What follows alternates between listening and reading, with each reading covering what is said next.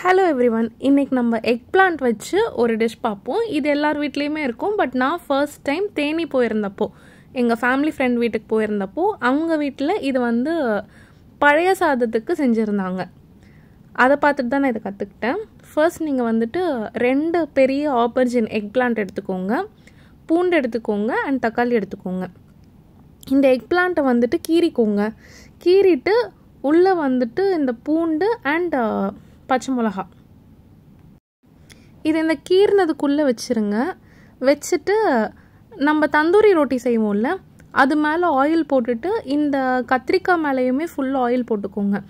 நீங்கள் போடுற ஆயில் பூண்டு அண்ட் பச்சை மிளகா இதுலேயுமே சேர்த்து அப்ளை பண்ணியிருக்கணும். அந்த மாதிரி பண்ணிவிட்டு தவா வச்சுருப்போம்ல, இந்த தந்தூரி ரொட்டி பண்ணுறது, அதில் வச்சு சுட்டு எடுத்துக்கோங்க. இப்போ ஃபுல்லாக ஆயில் போட்டிருக்கு. அதே மாதிரி தக்காளியிலையுமே ஆயில் போட்டுக்கோங்க.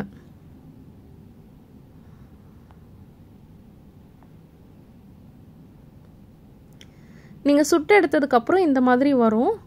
தோலெல்லாம் நல்லா சுருங்கி போயிருக்கும். அண்ட் பச்சை மிளகா அண்ட் பூண்டுமே நல்லாவே சுட்டு வெந்திருக்கும். தக்காளி பார்த்தீங்கன்னா நீங்கள் தோல் உரிச்சதுமே வந்துடும். தக்காளியும் அதே மாதிரி தான் பண்ணணும். கொஞ்சம் பிளாக் ஆகும். தக்காளியும் ஃபுல்லாக தோல் உரிச்சிருங்க. இந்த எக் பிளான்ட்லேயுமே இந்த கத்திரிக்காயையுமே ஃபுல்லாக தோல் உரிச்சிடுறது பெட்டர். யூஸ்வலாக தோல் உரிச்சு தான் செய்வோம்.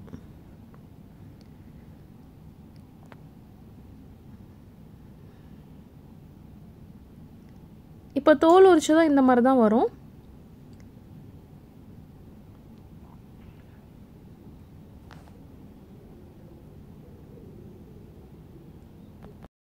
இதோட மெயின் டேஸ்ட்டே இதை பர்ன் பண்ணுறதுல தான் இருக்குது. அந்த பர்ன் ஸ்மெல் இருக்குல்ல, அது சாப்பிடும்போது அந்த டேஸ்ட் வரும்.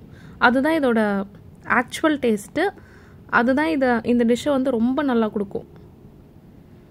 இதை ஃபுல்லாக நல்லா மேஷ் பண்ணி வச்சுக்கோங்க. நல்லா மேஷ் பண்ணிவிட்டு அதுக்கப்புறமா ஒரு கடாயில் ஆயில் போட்டுட்டு சீரகம் போடணும். கடுகெல்லாம் கிடையாது, சீரகம், ஸ்ட்ரெயிட்டாக சீரகம் போட்டுட்டு வெங்காயம் போட்டுக்கோங்க. நெக்ஸ்ட்டு மிளகாத்தூள், மஞ்சள் பொடி அண்ட் தனியா பொடி இதெல்லாம் மிக்ஸ் பண்ணி நான் வச்சுருப்பேன். அதை நான் போடுறேன். கொஞ்சம் சால்ட் போட்டுட்டு மேஷ் பண்ணி வச்சுருக்கிறத இதில் போட்டுருங்க. இப்போ மிக்ஸ் பண்ணி ஒரு 5 to 10 minutes நல்லா கலரி விட்டிங்கன்னா இந்த மாதிரி வரும். இது நீங்கள் சப்பாத்தி, பரோட்டா, தோசை, இட்லி அண்ட் ரைஸ் எல்லாத்துக்குமே வச்சு சாப்பிடலாம். ரொம்ப நல்லாயிருக்கும்.